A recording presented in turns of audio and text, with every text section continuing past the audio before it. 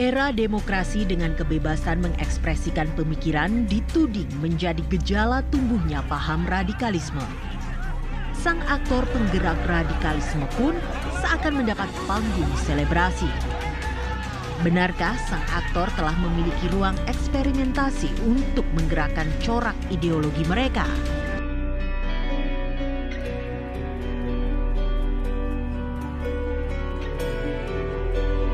Kami memastikan bahwa ini motor roda 2 di luar mako, ya, sebelum penjagaan itu kemudian ada pelang masuk.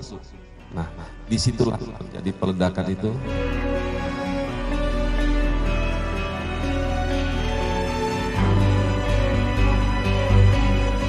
Makan gagasan keagamaannya untuk dibenturkan dengan konsep kehidupan berbangsa dan bernegara. Artinya mempertentangkan antara konsep bernegara di satu sisi dengan konsep beragama yang ujungnya mengatakan bahwa negara ini kafir karena tidak menggunakan hukum, tidak menggunakan sistem pemerintahan menurut keyakinan agamanya, apapun agamanya. Nah, termasuk kalau umat Islam ada yang berpendapat begitu, maka itu termasuk kategori radikalis dari pengertian dari sisi keagamaan. Substansi agama. Jadi semua agama mengajarkan hal yang sama, bahwa agama itu untuk menyenangkan sesama kita, memanusiakan manusia. Bagaimana harkat, derajat, martabat manusia itu tetap terjaga, terlindungi. Jadi, mengapa tapi itu sekarang terjadi ya Pak Menteri? Mengapa itu semakin disinilah kita dengar? Kekurangan sebagian kita, mungkin karena masalahnya tentu kompleks, ya, karena kompetisi hidup yang semakin ketat, karena faktor globalisasi, revolusi teknologi informasi yang luar biasa. Jadi informasi. Radikalisme. Di zaman modern ini, tak jarang kita mendengar kata itu. Entah dari berita televisi, materi pendidikan, atau bahkan kabar mulut ke mulut. Tapi sebenarnya, apa sih radikalisme itu?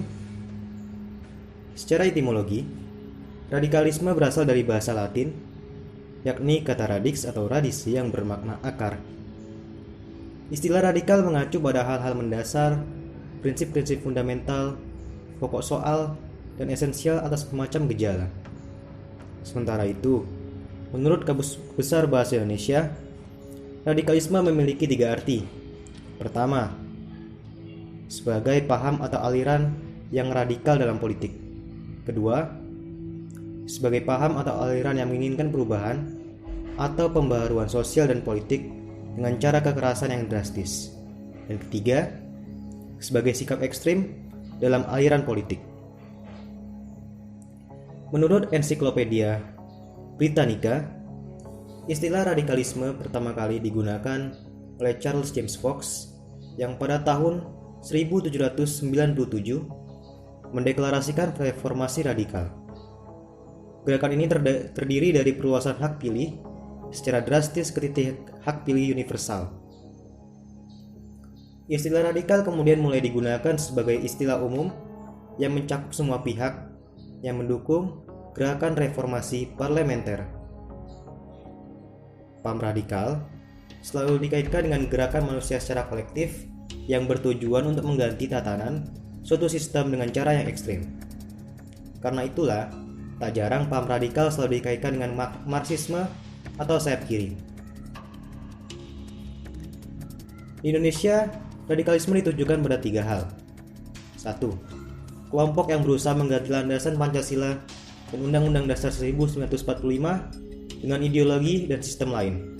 Kedua, kelompok ekstrim yang melakukan kekerasan, memaksakan kehendak, dan melakukan praktik terorisme. Ketiga, kelompok yang anti-demokrasi. Lalu, mengapa radikalisme harus dihindari dan dibasmi? Karena radikalisme selalu berkaitan dengan kekerasan. Mereka yang terseret paham radikalisme tak segan untuk menyakiti orang-orang di sekitarnya yang tak sejalan dengan ajaran yang dianut, meski dalam satu agama, satu suku, atau satu negara sekalipun.